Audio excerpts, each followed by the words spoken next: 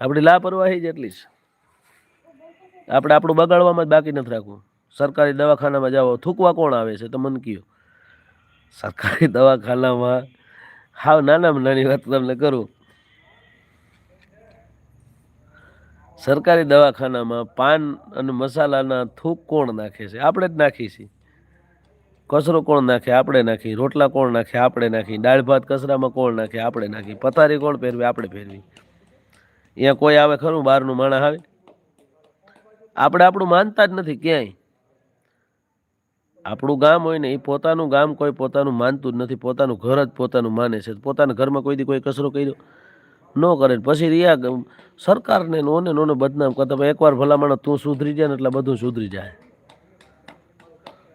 પોતાને કોઈને સુધરવું જ નથી, દુનિયાને સુધારવા નીકળ્યા છે. એટલે આપણું ભેળું નથી થતું, ફાટી ગયું હાવ.